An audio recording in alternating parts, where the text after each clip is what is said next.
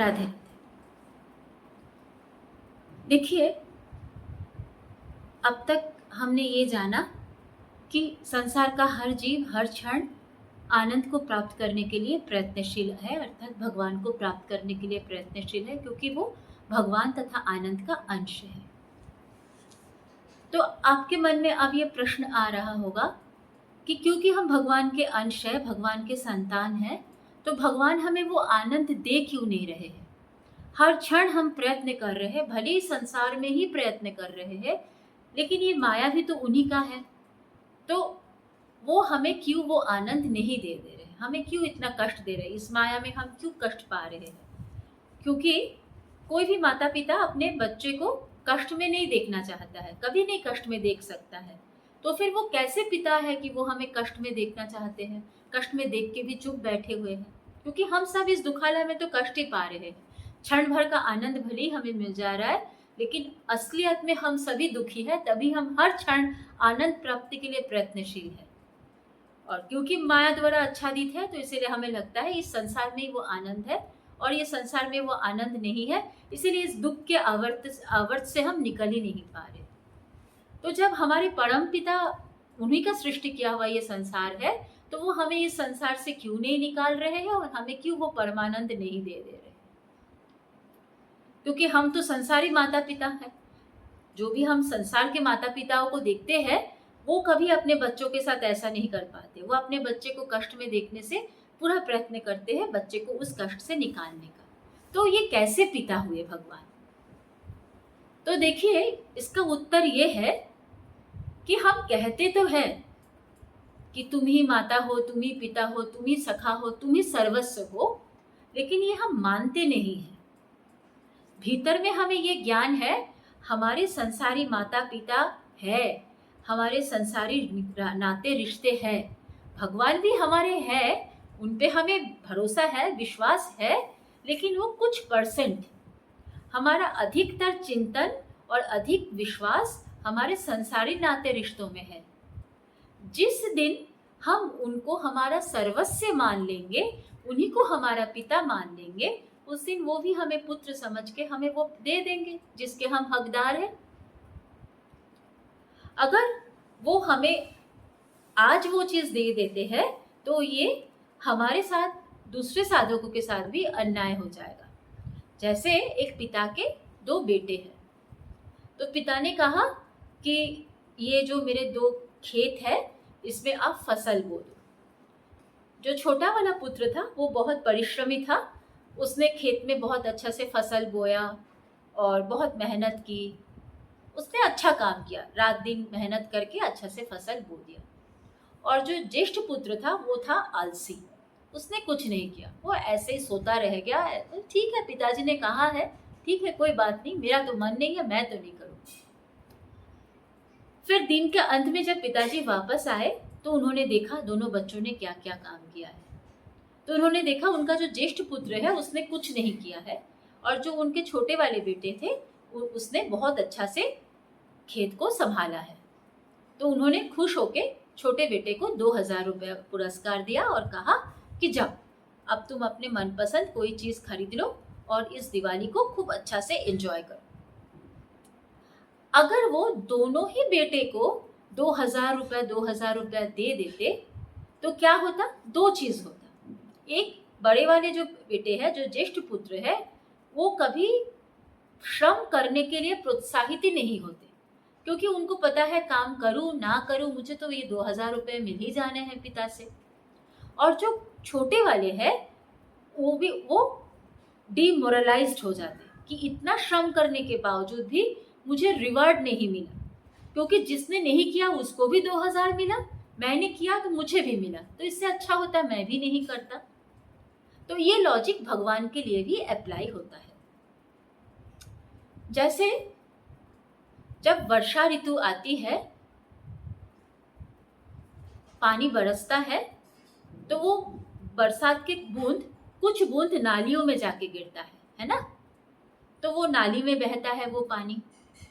कुछ बरसात की बूंदे नदी में जाके गिरती है, तो वो नदी के थ्रू बह जाता है वो पानी। कुछ बरसात के बूंद स्वाति नक्षत्र में किसी सीप के अंदर जाता है तो वो मोती बन जाता है।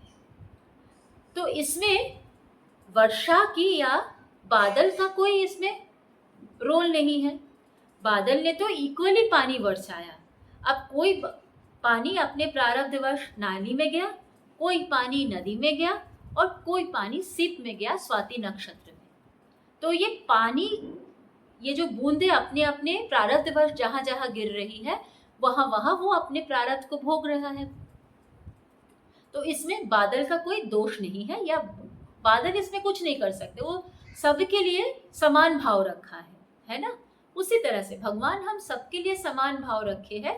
अब ये हमारा प्रारब्ध है, हमारा संस्कार है, हमारा क्रियामान है कि हम भगवान को कितना अपना मान रहे हैं। जितना जितना हम उनसे अपनापन रखते हैं उतने मात्रा का प्रेम वो भी हमें देते हैं। तो शरणागति का अर्थ क्या हुआ? शरणागति का अर्थ हुआ भगवान पे संपूर्ण विश्वास करना और उनके प्रति समर्पण करना। तो शरणागति के 6 लक्षण हैं। ये 6 लक्षण क्या है? सबसे पहले, लक्षण नहीं, 6 नियम है।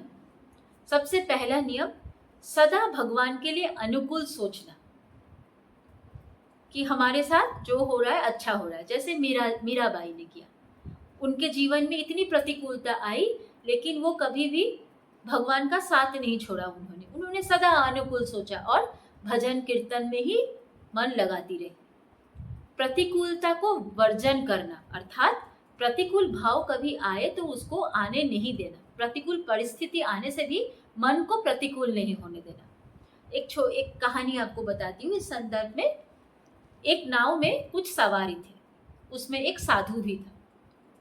तो जब वो नाव नदी पार कर रही थी तो बहुत ज्यादा आंधी चलने लगी, तो नाव डगमगाने लगा। लोग अपने अपने बोलने लगे, हे राम इस बार बचा लो, हे राम इस बार बचा लो।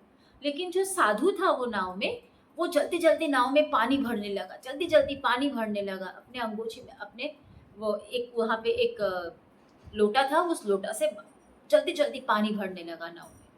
कुछ देर बाद वो आंधी थम गई। सब लोग बोले, हे भगवान आपका अपार कृपा जो आपने बचा लिया। तो इस समय वो साधु फिर क्या करने लगा, जल्दी जल्दी नाव में जो पानी भरा था उसे उड़ेलने लगा बाहर। अब लोग आश्चर्य हो गए, ये क्या काम कर रहा है ये साधु।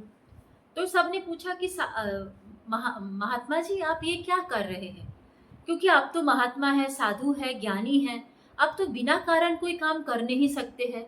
जरूर इसमें कोई भेद होगा, कोई रहस्य होगा जो आप ऐसा कर रहे हैं। तो तब वो साधु बताते हैं कि जब आंधी चली तो मुझे लगा कि भगवान की यही इच्छा है कि हम विपत्ति में फंसे। हो सकता है उनकी इच्छा थी कि हम सब मर जाए, तो मैं उनके इच्छा में इच्छा रखते हुए नाव में पानी भर रहा था ताकि हमारे ऊपर और विपत्ति आ जाए। और जब आंधी थम गई तो मुझे ये लगा कि भगवान अब हमें विपत्ति में रखना नहीं चाहते हैं, तो मैं उनके सहायता के लिए नाव से पानी बाहर फेंकने लगा। तो ये है प्रतिकूलता वर्जनम, अर्थात प्रतिकूल परिस्थिति आने पे भी मन में प्रतिकूलता नहीं लाना है। तीसरा पॉइंट क्या है कि हमें ये सदा इस बात मन में ये श्रद्धा रखना कि भगवान हमारी रक्षा कर रहे हैं। जैसे छोटे बच्चे अपने माता पिता पे सदा ये विश्वास रखते हैं ना कि कितने भी कठिन परिस्थिति आए उनके माता पिता उनकी रक्षा करेंगे, है ना। हर छोटा बच्चा, जब किसी बच्चे को स्कूल में जब पहले दिन स्कूल भेजा जाता है तो वो बच्चा अपने माता पिता को छोड़ना नहीं चाहता और बहुत रोने लगता है, क्योंकि उसको ये विश्वास है कि उसके माता पिता ही उसका रक्षा करने वाले हैं, बाकी कोई नहीं। इसी तरीका से छोटे बालक की तरह सदा हमारे मन में ये श्रद्धा, ये दृढ़ विश्वास होना चाहिए कि भगवान हर क्षण हमारी रक्षा कर रहे हैं। ठीक है। इसके बाद 5वें नंबर पे आता है कि भगवान के कृपाओं को समझना, उनकी कृपा का मूल्य समझना। जैसे देखिए, हम इस संसार में आए हैं, जब हम पैदा हुए थे हमारा दांत नहीं था कुछ चबा के खाने के लिए, तो भगवान ने माँ के स्तन में दूध दिया और बच्चा वो दूध पी के अपने शरीर का निर्वाहन किया। फिर धीरे धीरे जैसे ही हमारे छोटे बच्चों में दांत आने लगता है तो माँ का भी दूध समाप्त होता है प्रकृति के नियम के अनुसार, और वो शिशु या बालक तब भोजन को ग्रहण करता है। तो ये किसी ने, जब शिशु पैदा होता है तभी भी शिशु को किसी ने सिखाया नहीं कि वो दूध पी के उसे जीवन व्यतीत करना है। ये भगवान की कृपा से ही होता है।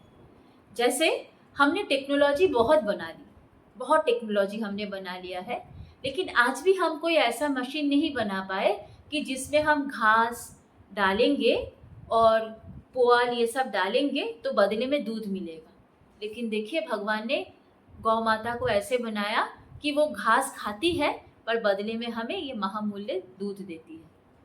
तो ये जो प्रकृति का ये रूप है, ये भगवान की कृपा से ही हमें मिला है। तो भगवान की इस कृपा को कभी नहीं भूलना। इसके बाद है सदा मन में ये भाव रखना कि ये संसार में कुछ भी मेरा नहीं है, ये भगवत कृपा से ही हमें जो भी है भगवत कृपा से मिल रहा है। राजा रघु हुए ना, जो दशरथ जी के पिता थे अजय, उनके पिता थे रघु। तो ये रघु बहुत दानवीर थे, तो उन्होंने अपना सब कुछ, उनको विश्व विजय के लिए कुछ यज्ञ करना था, तो उस यज्ञ का नियम था कि अपना सर्वस्व त्याग कर देना पड़ता है, अपना सब धन बांट देना पड़ता है।